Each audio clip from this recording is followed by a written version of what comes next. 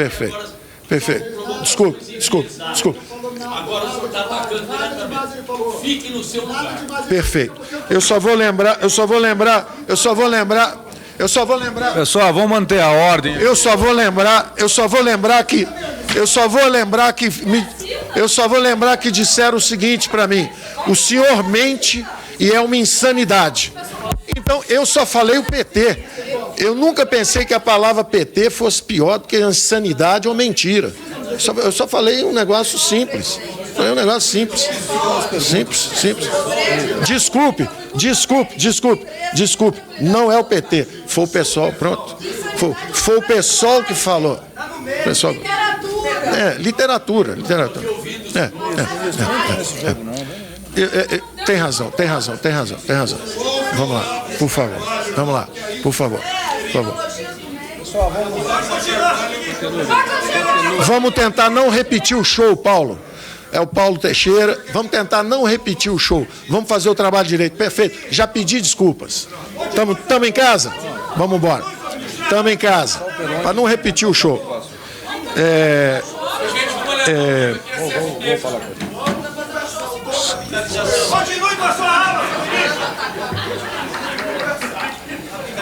Capitalização,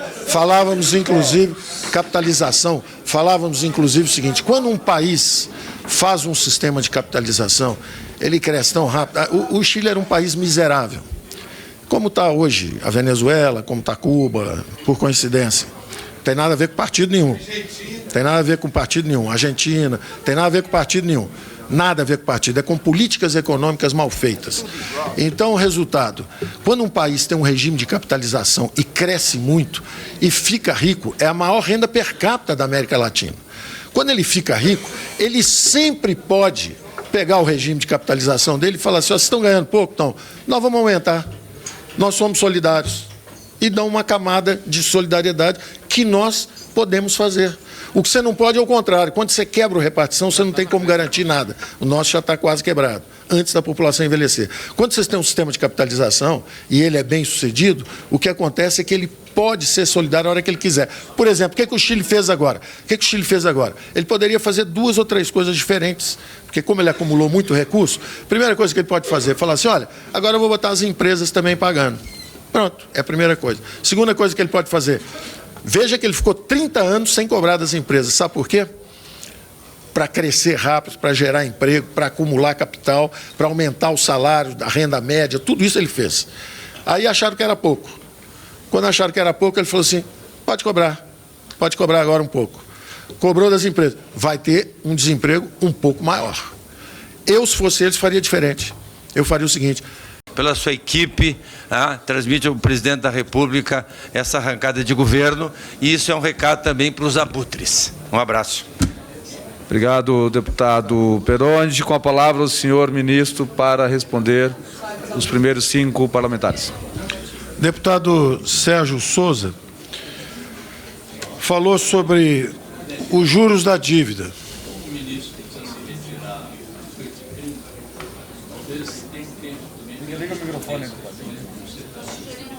Sim. Juros da dívida realmente é uma despesa desafortunada.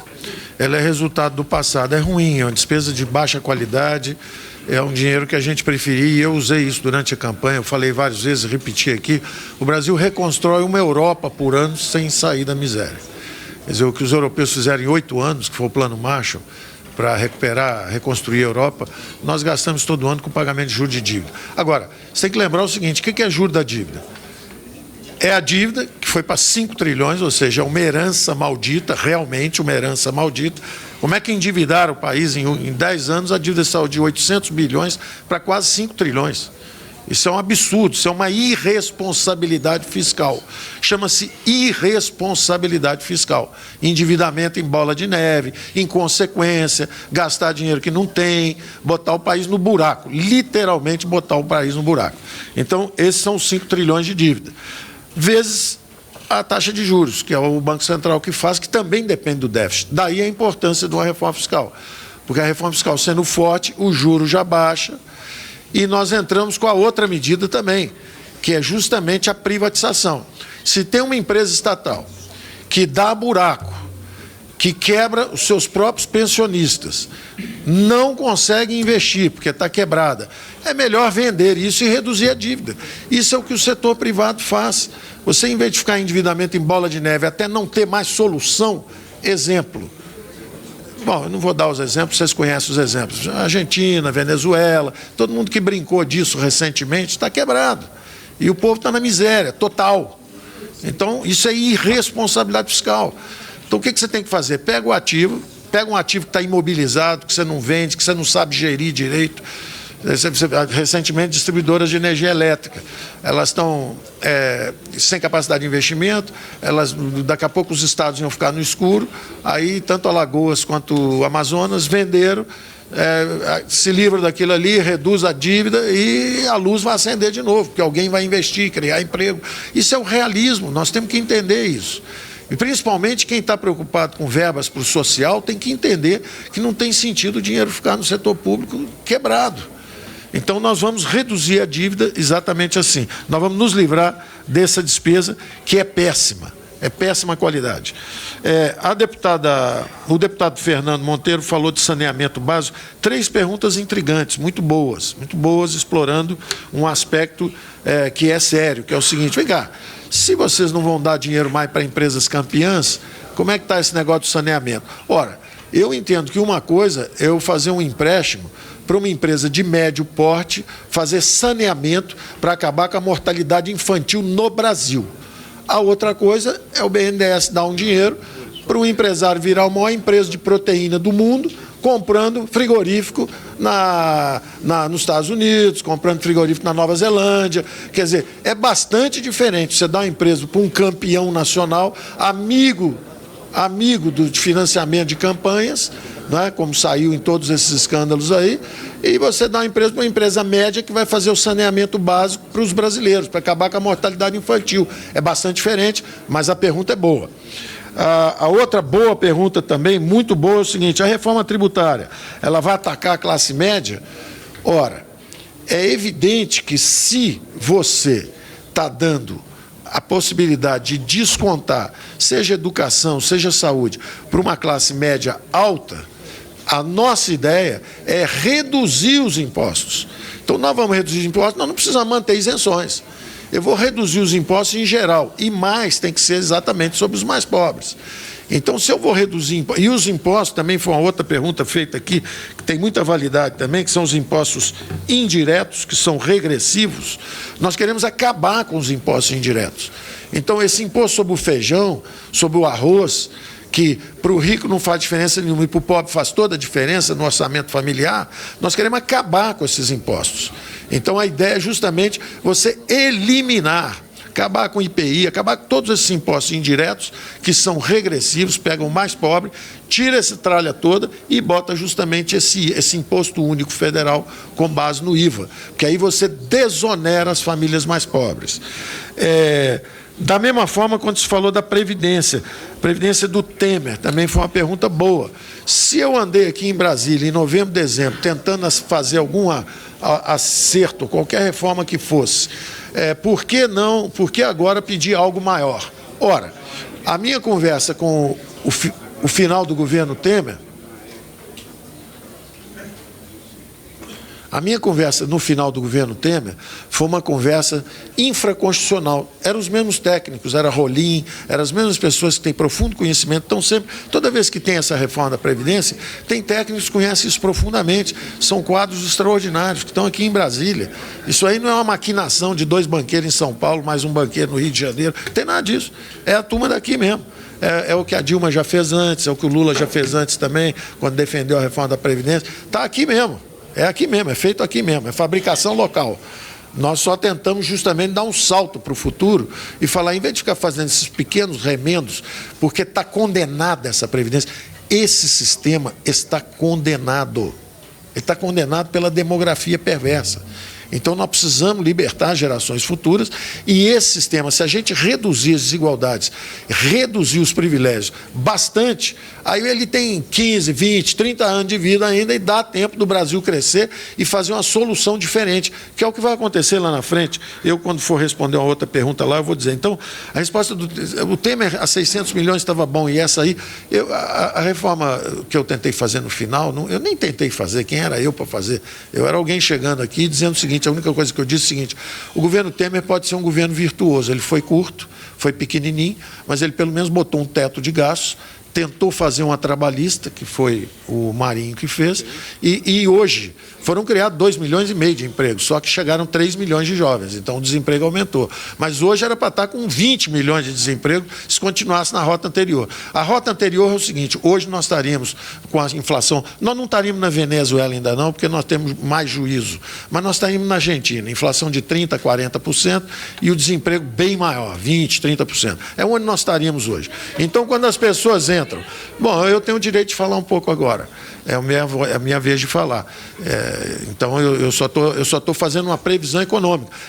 Eu disse isso para a presidente Dilma, quando ela me sondou para o lugar do Levi, eu vim aqui e conversei isso com a presidente Dilma. Disse, presidente, a senhora tem que fazer uma reforma já. Já. Está vendo, Alex? Já. Tá certo? Já. Se a senhora não fizer, a inflação vai subir e o desemprego vai aumentar. Bom, 6 meses depois da minha conversa com ela, o desemprego saiu de 8%, já estava em 13%, os desempregados chegaram a 14 milhões, 15 milhões, e ela estava fragilizada já. Exatamente, eu disse para ela, presidente, faz uma reforma já, porque senão...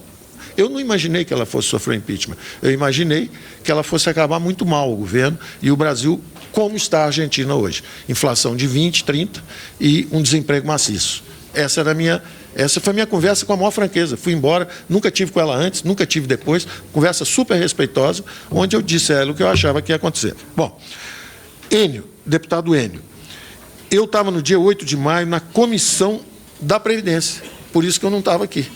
Eu não tenho ainda o dom da ubiquidade, de estar em 2 lugares ao mesmo tempo. Agora, eu peço desculpas de novo. E eu peço aos meus assessores que, quando tiver um negócio desse, eu prefiro ser convidado do que ser convocado. Eu acho mais gentil de parte a parte. Da minha parte em atender e da parte deles não precisar ter que convocar para escolher algo, para escutar algo, que é obrigação minha prestar.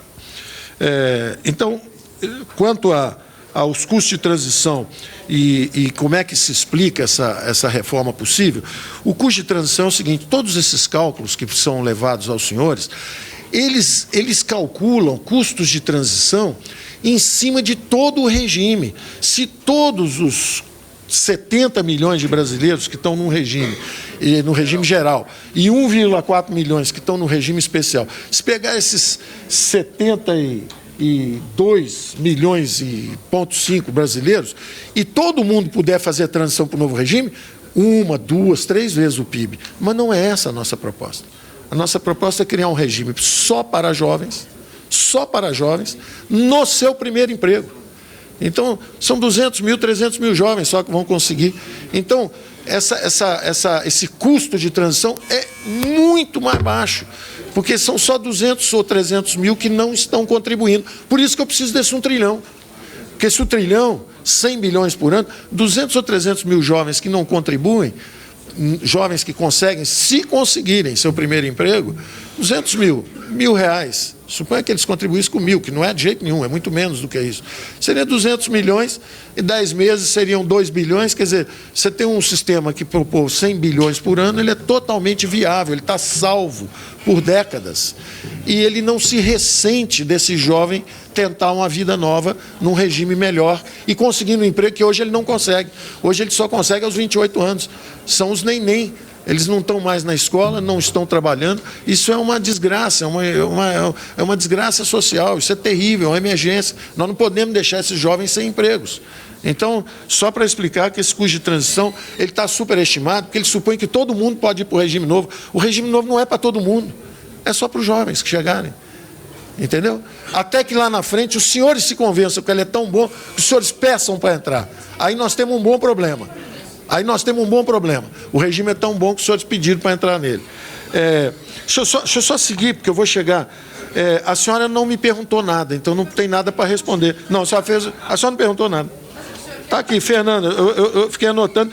Eu só guardei a palavra insanidade, guardei a palavra mente, mas eu não vou responder nenhuma das duas. Deputado Pompeu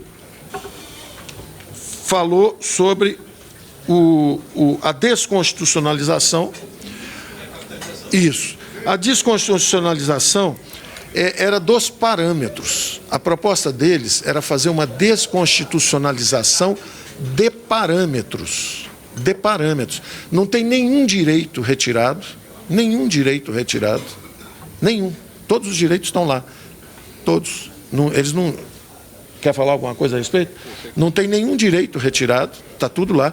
A desconstitucionalização é de parâmetros. Por exemplo, cálculo para aposentadoria. Então você fala assim, porque não tem nenhuma Constituição do mundo com esses cálculos lá dentro. Os cálculos são infralegais, entendeu? Infraconstitucionais. Mas não faz mal. Se quiser deixar na Constituição, não tem problema nenhum. Daqui a 2, 3, 4 anos, se tiver que fazer outro, 5, 6 anos, vai na Constituição, não tem problema nenhum com isso. Não tem problema nenhum. Isso aí, quer dizer, e não tem nenhuma desconstitucionalização de direitos. Não tem. Agora, sinceramente, a conversa é com o relator. Nós já apresentamos, nós achamos que facilitaríamos ajustes, se quiserem fazer, para mais ou para menos. Para mais ou para menos. No futuro, se você quiser fazer, quem quiser que faça. O Brasil está indo muito bem, se recuperou bem. O PT acha que houve uma injustiça muito grande. Ele quer aumentar, triplicar a aposentadoria de todo mundo. Ele não precisa fazer uma emenda constitucional. Ele só dá o aumento. Entendeu? Então, era só isso. Quanto à transição, desculpa, a capitalização... mencionando partidos que ele não tem direito de responder depois. Perfeito. Desculpe. Agora o senhor está atacando diretamente. Fique no seu lugar. Perfeito. Eu só vou lembrar... Pessoal, vamos manter a ordem. Eu só vou lembrar que... Perfeito. Desculpe. Agora o senhor está atacando diretamente. Fique no seu lugar. Perfeito. Eu só vou lembrar... Pessoal, vamos manter a ordem. Eu só vou lembrar que disseram o seguinte para mim: o senhor mente e é uma insanidade. Então, eu só falei o PT. Eu nunca pensei que a palavra PT fosse pior do que insanidade ou mentira. Eu só falei um negócio simples. Simples. Desculpe. Não é o PT. Foi o pessoal, pronto.